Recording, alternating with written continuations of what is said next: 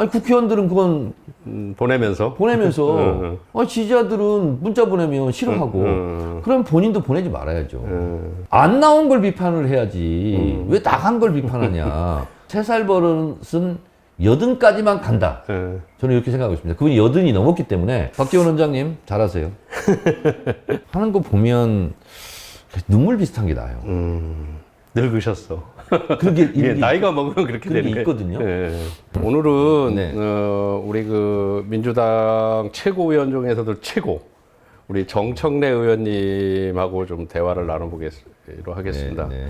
정 의원님은 지금 현재 이제 최고위원 맡고 계시고 또 우리 이재명 대표의 어떻게 보면 호의 대장 역할을 하시는 것 같은데 맞죠?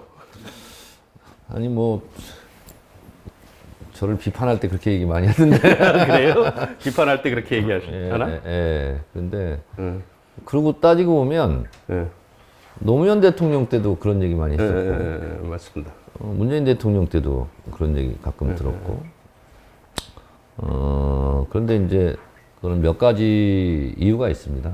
첫 번째는 정치인도 이제 개인의 그 이름을 달고 사는 개인이 있고 공인이 있고 두 가지가 있지 않습니까?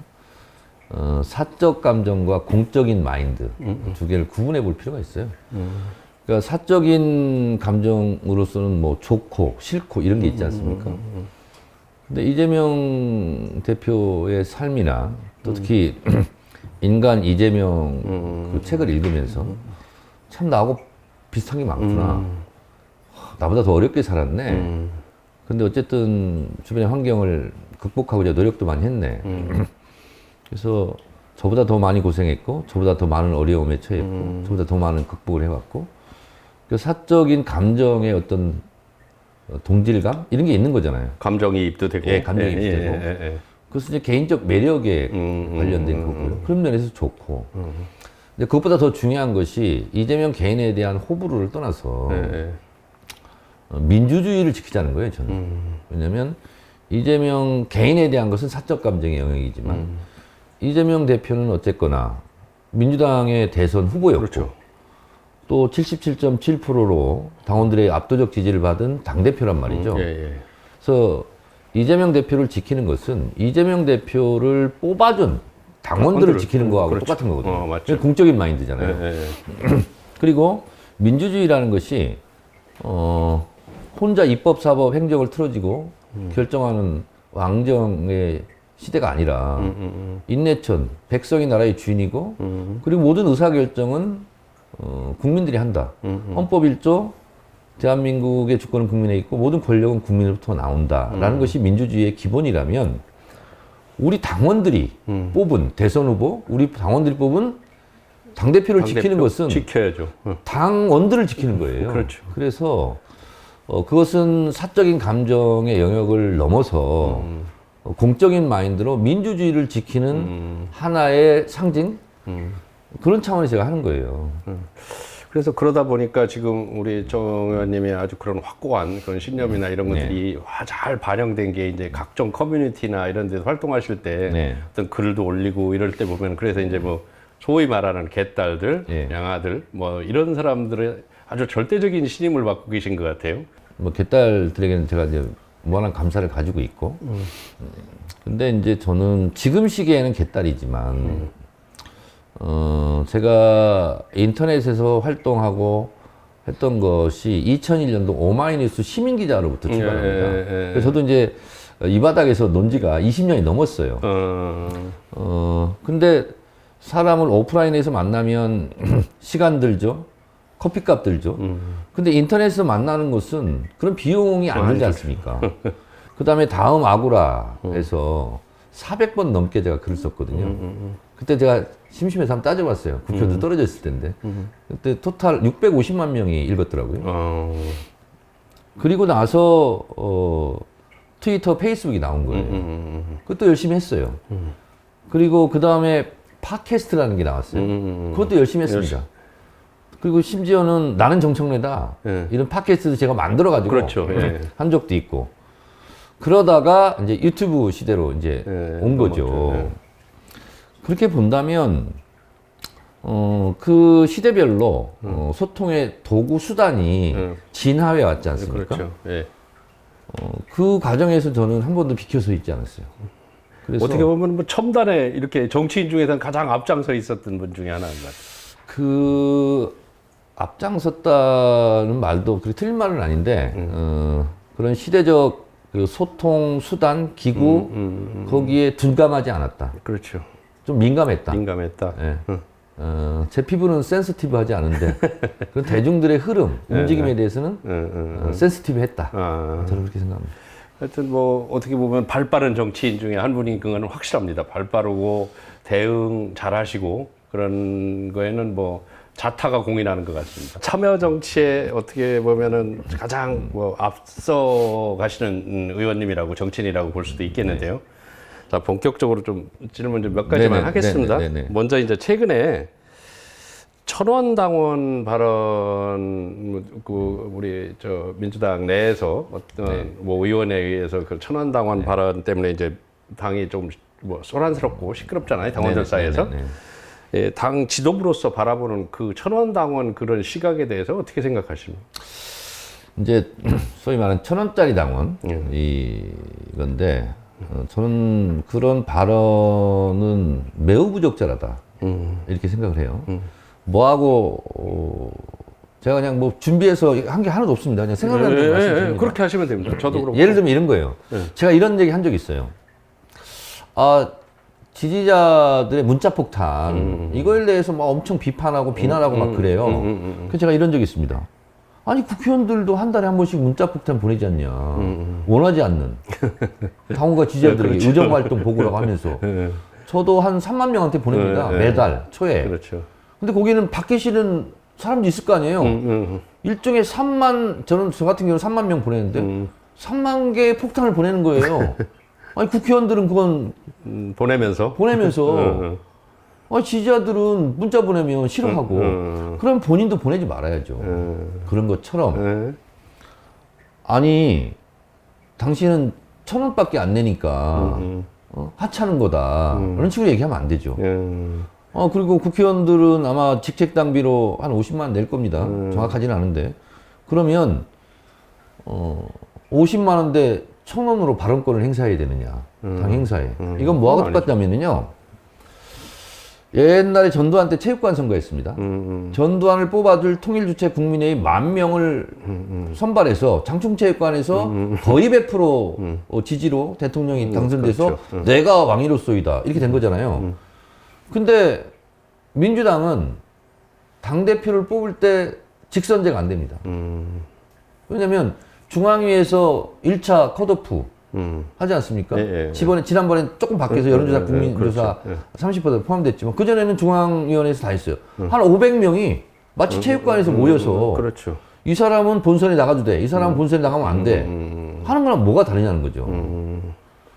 그런 식으로 1,000원짜리 당원을 운을 한다면 삼성 이재용 부회장은 그 대통령 투표할 때 한 10,000표 갖고 그렇지 않습니까?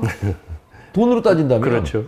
그리고 삼성 직원들은 한 100표 갖고 시장에서 돈 없고 노점상 하는 분들은 온 집안 식구 5명이 한 표 갖고 그렇게 주장하는 거가 하는 것과 뭐가 다르겠느냐. 일단 1,000원을 낸다고 하는 그 자체는 그게 쉽지 않거든요. 1,000원이라는 돈의 액수가 중요한 게 아니라 그 사람들이 그만큼 이제 그 참여를 하겠다는 의지를 보이는 거거든요. 그렇습니다. 네. 저 같은 정치하고 출마하고 하는 사람들은 민주당 정청래 이거를 세상에 다 드러내지 않습니까? 근데 그렇지 않은 출마에 아무런 욕심이 없는 그리고 내가 무슨 구의원이나 시의원이나 국회의원 할 생각이 없는 그런 정치할 사람들이 아닌. 어찌 보면 당원으로 입당하고 또 1,000원을 내는 권리당원을 하는 것이 생활 속에서 불이익을 받을 수도 있는 거예요. 그렇죠. 그렇잖아요. 대단한 의지지 그게. 그렇죠. 그거는 의지의 표현인 거예요. 그러면, 그것을 규정으로 1,000원 이상 내라. 그렇죠. 그러면 권리당원이 된다라는 규정 때문에 한 거거든요. 그렇죠. 그런데 당신 1,000원밖에 안 내잖아. 근데 너무 입김이 세. 그렇지. 이렇게 떠들어 뭐 이런 이렇게 식이죠? 얘기하는 것은 아니 당신 재산이 1억도 안 되면서 왜 한 표 가져?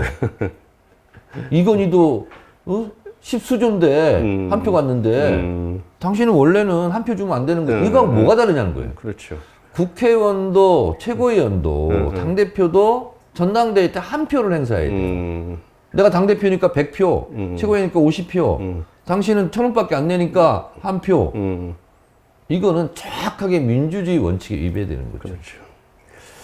이제 그 대장동 의혹 관련해서 이제 우리 이재명 대표께서 이제 검찰에 출석할 예정이신데 그 우리 정 의원님이 지속적으로 같이 가자, 동참하자 뭐 이런 글도 올리시고 그러시더라고요. Go together. 예?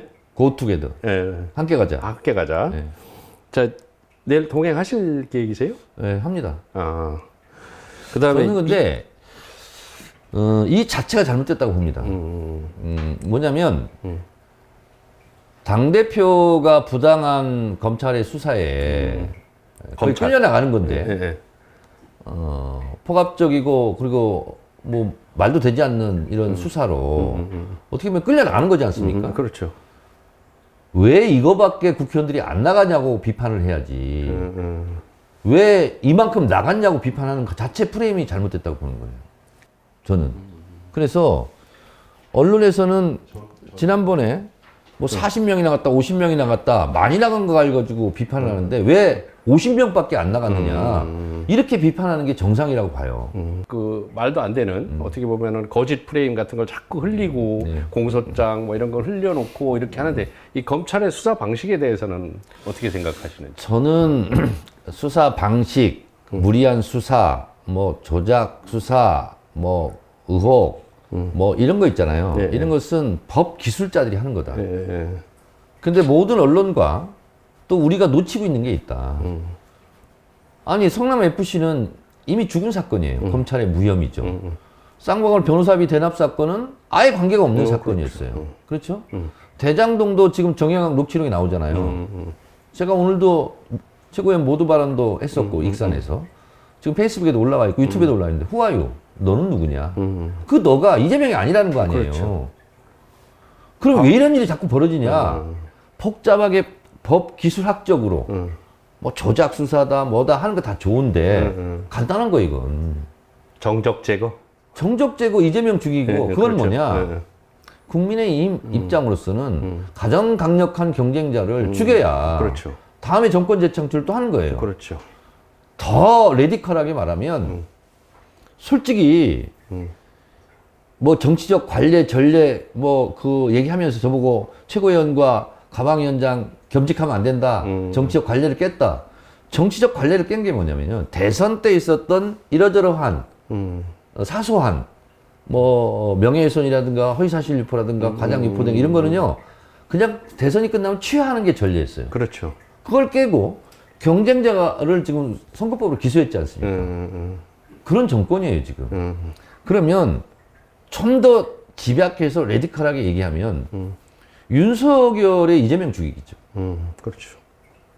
그렇지 않습니까? 네. 그것도 대선, 직전 대선 경쟁자였고. 그럼 이거 어떻게 되느냐?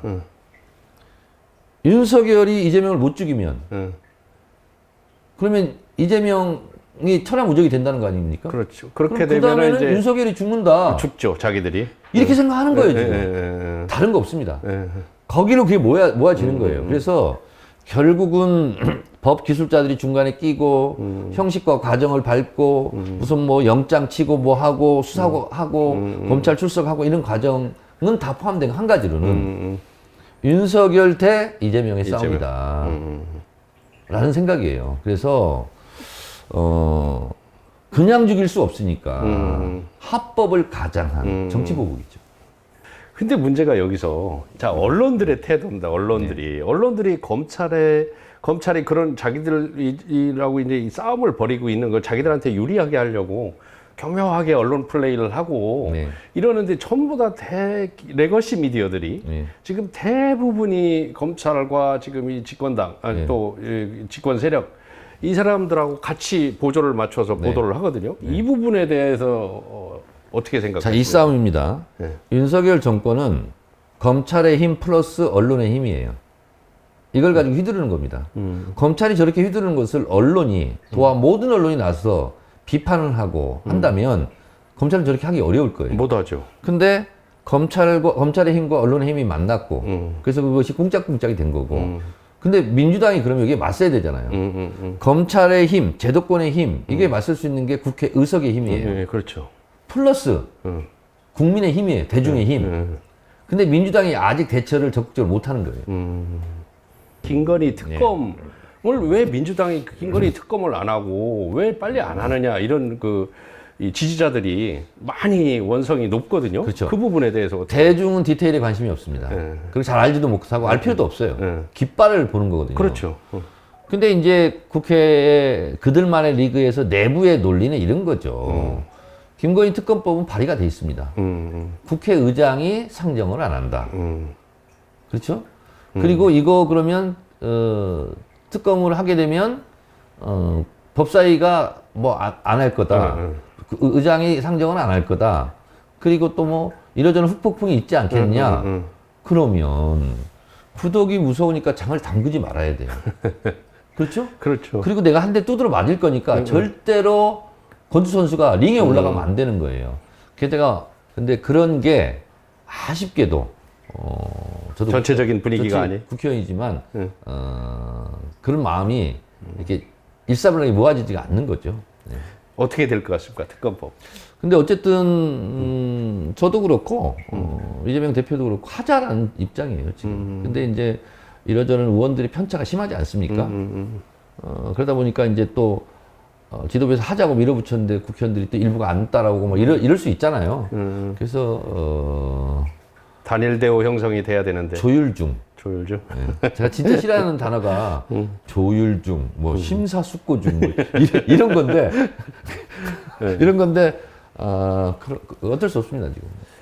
자, 지금 우리 정 최고위원님께서 가장 지근거리에서 지금 어떻게 보면 이재명 대표를 이렇게 지켜보고 계시잖아요. 뭐 최고위원회도 그렇고. 네네네.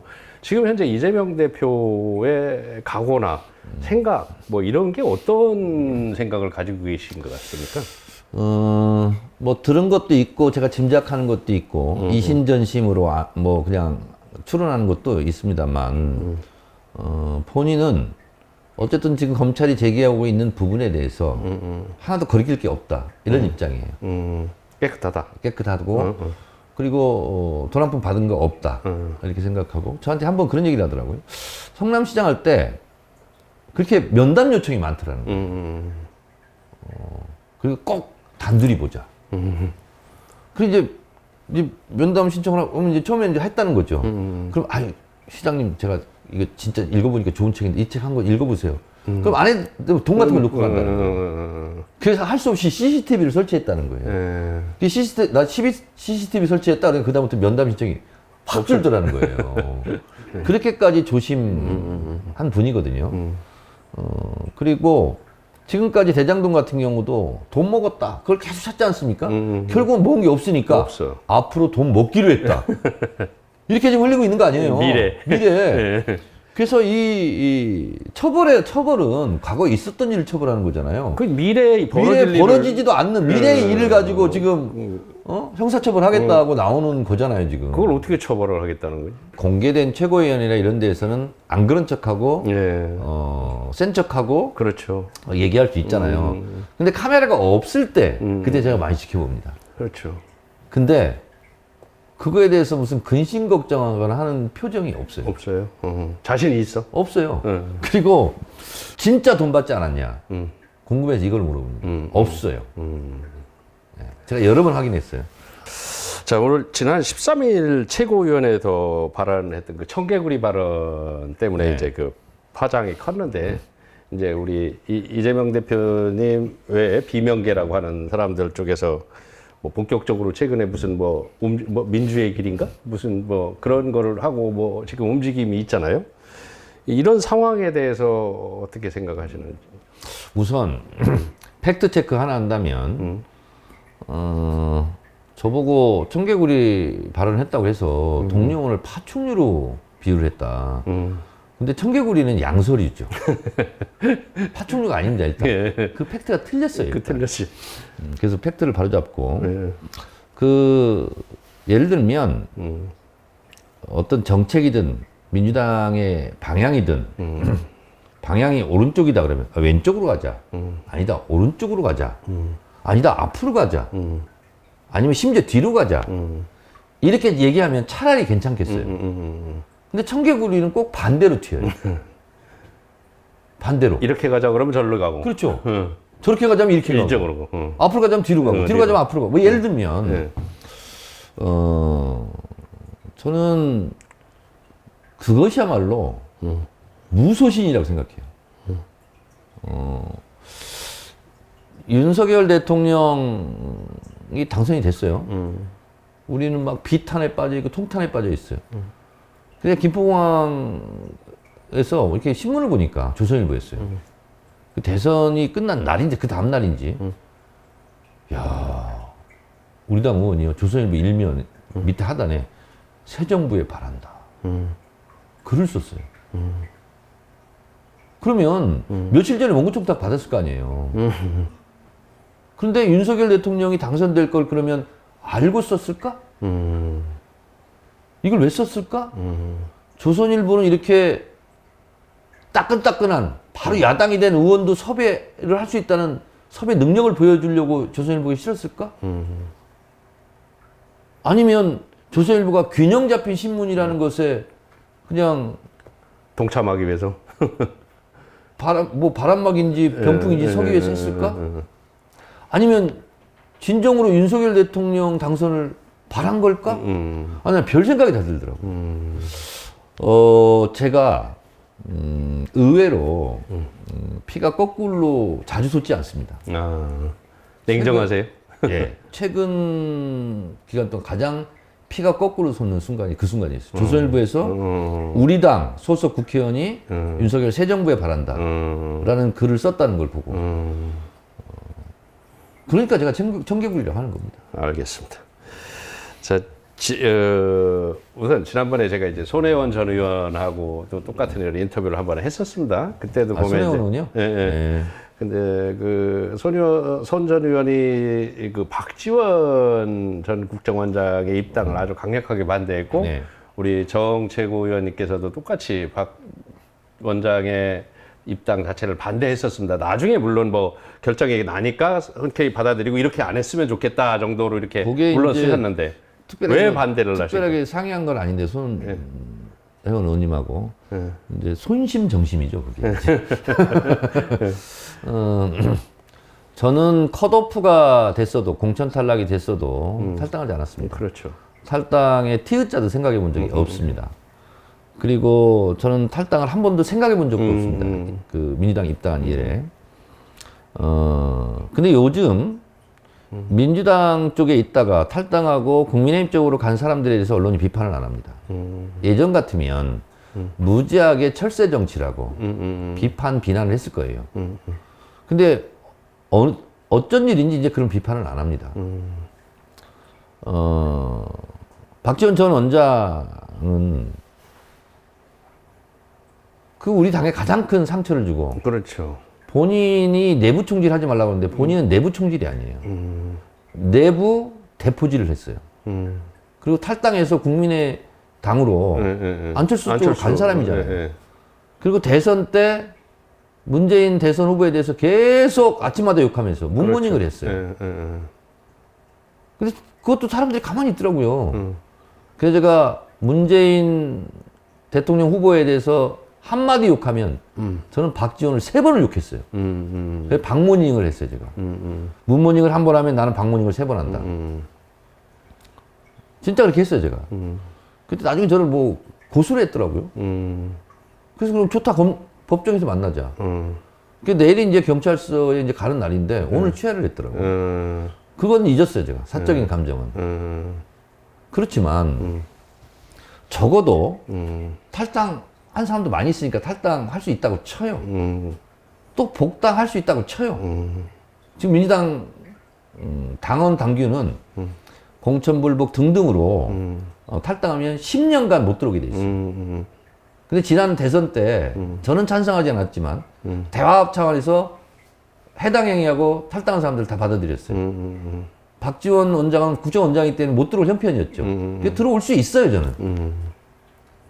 저도 뭐 상식을 갖고 있고 마음에는 안 들지만 사람들이 원하면 그래 알았어 그렇게 하지 뭐 이렇게 할 수 있어요. 그러나 적어도 박지원처럼 엄청난 파열음과 엄청난 피해를 주고 탈당을 한 사람이라면 적어도 그때 내가 미안했다. 다시는 그렇죠. 안 그렇게. 사과는 해야 된다는 얘기. 다시는 안 그렇게. 네. 정청래한테 사과라는 게 아니에요. 그때 상처를 줬던 당원과 문재인 후보를 지지했던 사람들에 대해서 진짜 죽을 죄를 졌다. 내가 석고대죄 하겠다. 다시는 안 그러겠다. 저 최소한 그건 있어야 되잖아요. 그렇죠. 복당할 때 제가 반대를 하고 막으니까 저한테 전화를 한 번 했어요. 그래서 사과- 거기서 호통을 쳤다고요? 왜 반대하냐고. 그게 사과입니까? 그리고 저한테 사과를 하라고 난 요구한 적도 없고 그때 상처받았던 당원과 국민 지지자들에게 정중하게 사과하는 거예요. 방송 나가가지고 무슨 개그하듯이 하지 말고 그걸 얘기하는 겁니다. 알겠습니다. 근데 이미 들어왔기 때문에 이제 또 한편이 됐어요. 예, 잘 해야죠. 그러나 3살 버릇은 80까지만 간다. 예. 저는 이렇게 생각하고 있습니다. 그분이 80이 넘었기 때문에 여든 넘었죠. 네, 그렇기 때문에 3살 버릇 80까지 간다는 80까지만 간다라고 믿고 사실 그 손혜원 의원은 분명히 분당지를 할 것이다라고 막 그러면서 얘기를 하셨는데 그거 지금 80살까지만 간다. 그렇게 저는 믿고 싶어요. 80이 넘으셨기 때문에 앞으로는 그런 일이 없겠지 하고 그분을 믿겠습니다. 알겠습니다. 그러나 예. 분당질과 분탕질을 또 한다면 그건 내가 매의 눈으로 그건 뭐 계속 감시하겠다. 당원들도 절대 용서 안 할 겁니다. 그렇습니다. 예. 네. 하여튼 박지원 전 원장님 기왕에 들어오셨으니까 옛날 버릇 딱 뜯어 고치고 개과천선 하시고 그리고 앞으로는 같이 그런 힘합쳐서 일은 잘 했으면 그런 좋겠습니다. 일을 안 했으면 좋겠고 예. 그리고 그런 일 안 하고 진짜 이재명 대표를 지키고 당을 지키고 그런데 앞장서 주시면 정권 탈환을 위해서 앞장서시면 제가 제일 많이 박지원 전 원장을 박수치고 응원하겠습니다. 깃발 들어달라고 하십시오. 네. 맨 앞에서. 그리고 또 박지원과 정청래가 만나서 시너지 효과를 내면 그것도 또 보기 좋지 않겠습니까? 그러면. 자, 박지원 원장님 잘하세요. 결국 이제 내년 총선이 가장 우리나라 정치사의 가장 진짜 중요한 분기점 같아요. 이 민주당이 총선에서 반드시 승리를 해야 된다고 보는데 그 총선 승리를 하려면 어떻게 해야 된다고? 매우 중요한 질문 하셨는데 이건 제 생각입니다. 그러니까요. 우리 의원님. 아까 말씀드렸대 윤석열 정권의 힘은 검찰의 힘과 언론의 힘에서 나온다. 그러면 민주당은 의석의 힘과 국민과 연대의 힘을 우리가 잘 해야 된다. 그러면 의석의 힘이라는 건 뭐예요? 민주당이 원하고 민주당 지지자들이 원하는 법을 통과시키는 거예요. 국민의힘의 저지를 뚫고 그러면 윤석열 대통령 성격상 다 거부권을 행사할 거 아닙니까? 그렇죠. 그러면 국회로 다시 와요. 그럴 때는 200석이 필요합니다. 200표가. 대통령이 거부권을 행사한 법을 다시 통과시키려면 이제 과반이 아니라 150표가 아니라 200표가 필요해요. 그래서 윤석열 대통령께서 거부권을 자주 행사하시도록 우리가 그 법을 자주 이걸 통과시켜서 통과시키기 위해서는 200석이 필요하다. 그러니까 우리가 이렇게 그동안은 못했지만 마지막에 정신 차려서 이러한 필요한 법을 많이 통과시켰는데 윤석열 검찰 독재 정권의 대통령이 자꾸 거부권을 행사하니 거부권을 행사할 수 없도록 우리에게 표를 주십시오. 이것이 총선 승리의 길이라고 생각합니다. 알겠습니다. 자, 마지막으로 이제 좀 소프트한 질문 드리겠습니다. 우리 정 의원님은 저희가 이제 있는 지역 대전에서 고등학교 나오시고 금산이 고향이시더라고요. 네. 정 의원님이 기억하시는 우리 대전, 그다음에 뭐 고향, 뭐 이런 거에 대해서 간단하게 뭐 소회 뭐 이런 피력해 주시면 고맙겠습니다. 지금은 없어졌는데 7080 콘서트에 나오는 가수들 보면 옛날에 20대 젊었던 나와 같은 나이 또래 했던 가수들이 저처럼 흰머리도 희끗희끗 나고 주름도 생기고 하는 거 보면 눈물 비슷한 게 나요. 늙으셨어. 그게 나이가 먹으면 그렇게 되는 게 있거든요. 신일 여상 있는 동명중학교에서 내려와서 26번 버스를 타고 그 다음에 남대전고등학교 청란역 앞을 지나서 그 다음에 오른쪽으로 가서 그 목척교 지나서 홍명산가 지나서 이제 대전역에서 좌회전해서 이렇게 갔거든요. 국문고등학교로. 그렇죠. 그때는 너무 화려하고 길도 넓고 그랬는데 지금 이제 둔산동 쪽으로 다 옮겨갔지 않습니까? 마치 시골 마을에 온 것처럼 야, 길도 이렇게 좁았나? 야, 그때는 우리는 동백에서 만나자 그러면 동양백화점 막 이렇게 쳐다보면서 야, 이렇게 높은 빌딩이 있다니 뭐 이랬는데 지금은 그냥 야트막한 낮은 건물처럼 느껴지는 그래서 약간 슬퍼요. 그런 게. 대전 좀 많이 기억해 주시고 많이 대전이나 충청권도 또 많이 좀 도와주실 수 있으면 도와주시고 좀 해주십시오. 그래 끝으로 우리 굿모닝 충청 독자들한테 좀 뭐 좋은 인사 말씀이나 뭐 이런 거 좀 남겨주십시오. 저는 뭐 솔직히 안 해도 될 말도 해서 막 뭐 혼도 나고 욕도 먹고 하는데 굿모닝 충청은 제가 진정성을 담고 말씀드리면 요즘 같은 언론 환경 또 제가 언론 개혁에 대해서는 제가 한 20년 동안 이게 천착하고 있는 거고 언론이 바로 서야 나라가 바로 선다 이런 생각을 가지고 있기 때문에 저는 지금까지 조선일보하고 단 한 번도 인터뷰를 한 적이 없습니다. 저는 언론하고만 인터뷰합니다. 조선일보는 언론이라고 생각 안 하기 때문에 지금까지 한 번도 인터뷰를 해보고 전화 통화해서 취재에 응한 적도 없습니다. 그런 정치인도 또 있을까 생각이 드는데 근데 정말 굿모닝 충청은 충청이라서가 아니라 굿모닝 충청이라서 진짜 잘 됐으면 좋겠고 독자들도 많이 늘었으면 좋겠고 그래서 굿모닝 충청을 위하는 일이라면 국민의힘 쪽으로 가지 않는다면 절대 갈 일 없습니다. 아니라면 제가 뭐든지 돕고 싶습니다. 뭐든지 돕고 싶고 그리고 이런 굿모닝 충청 같은 언론이 잘 돼서 건물도 사고 기자도 더 늘고 저는 그런 꼴을 보고 싶어요. 진짜. 아유, 고맙습니다. 항상 응원합니다. 아유, 고맙습니다. 하여튼 오늘 우리 정청래 의원님 짧다면 짧고 길다면 긴 시간 바쁘실 텐데 이렇게 내주셔서 고맙습니다. 아닙니다. 앞으로 정 의원님 가시는 길에 저희 굿모닝 충청도 항상 뒷받침 뒤에서 후원하고 응원할 수 있는 아주 든든한 응원군이 되겠습니다. 고맙습니다. 마지막 한마디 한다면 이재명 대표의 길도 같이 가야 되는 것처럼 굿모닝 충청과 함께 렛츠 고 투게더. 아유, 고맙습니다. 네, 감사합니다. 고맙습니다. 네.